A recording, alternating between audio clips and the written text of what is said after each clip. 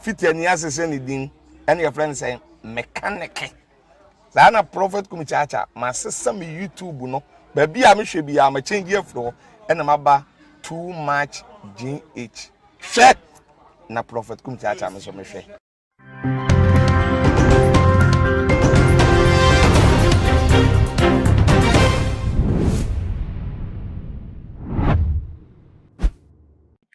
Ebusia for me mama akwa abashoko eba to my GH so munuaba mosumfo na ama owusu a enyi na sabre so training issues a abeto dwano and a very aso say me de ebe so mo e we fide so na ebusia for we de mo blame na yenko ensem no emu pekope na we a update of the story a breaking out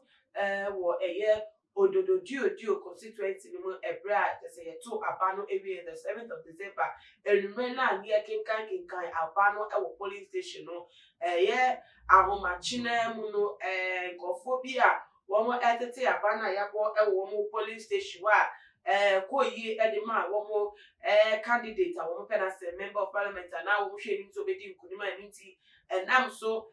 ma wo di rusie ji wo mani a edije ni mo koda ne Benti muhase ma etu kasa ya nkofo mienu bi chire wo mo enkwa wo mu no eno na sabre update aba ejire se nkofo na wo mo ehire wo mo enkwa ewo etututu no a esi wo Odododiodio constituency no emu no sabre ye court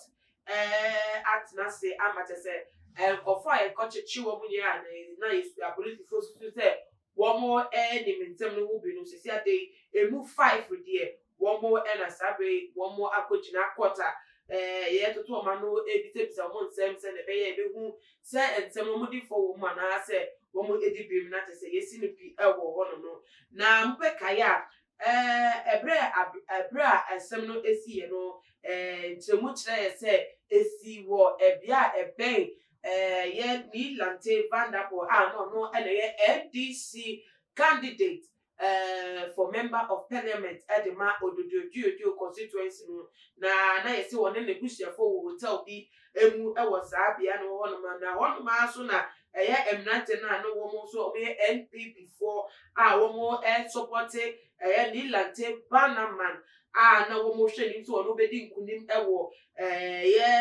parliamentary elections no emu nam so ntia wo mo police station wo mo ete Sabano sa police station akwa de ma wo nti omo ye wo mo kodi nwe wusi eda na ye route wo no na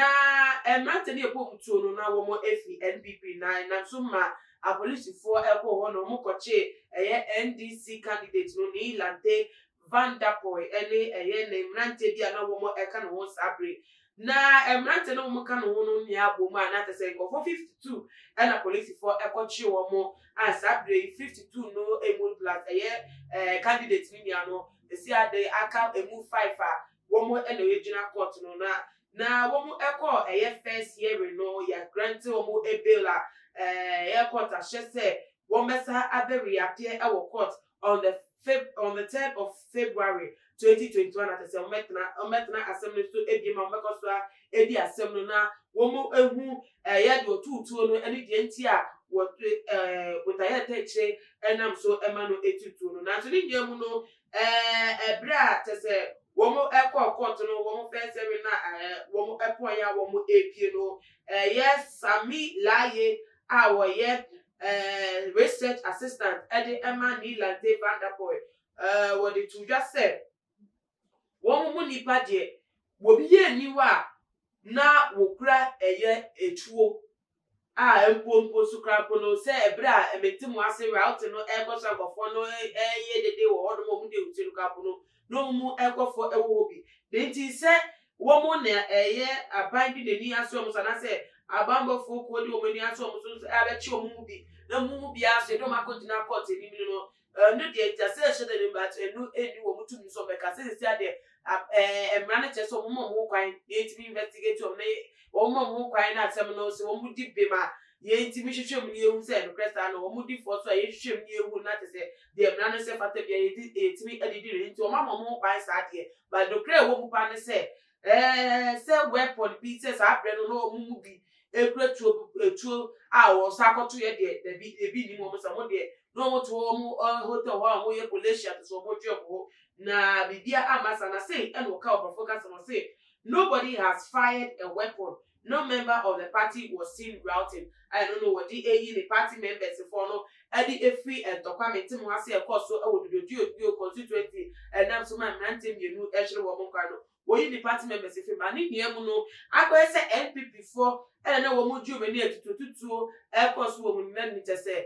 no so bear one no and no na I say woman so abeka ewo ensem no ewo ebi bani here no woman so mama won kwai say shimuno and costume no de the omu bia no so no woman betu perfume na tese obi a ehu bi na de abeto dwa eno no efa ensem no niti se sia no na konise no na tese enche ye be hunu mu yie pa se court proceed asha se de tell mu bia de o she kire de course so enam so ma mbrante no timi hwere wo mu nkwa de o te kire bo otuo ene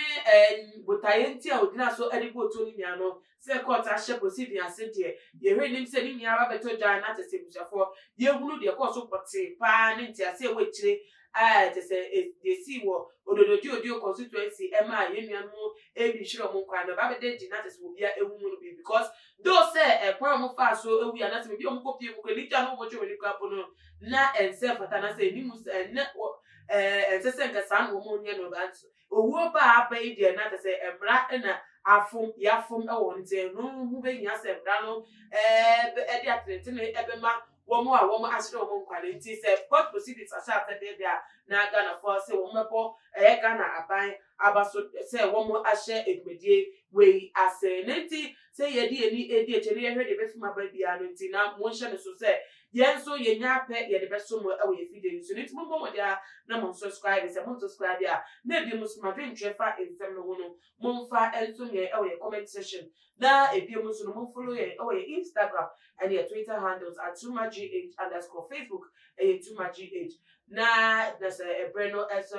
fata biam no update me so e person mo sa kwa so niti share video we let's subscribe me din edna na ama so na me yaduma e be dey share be makram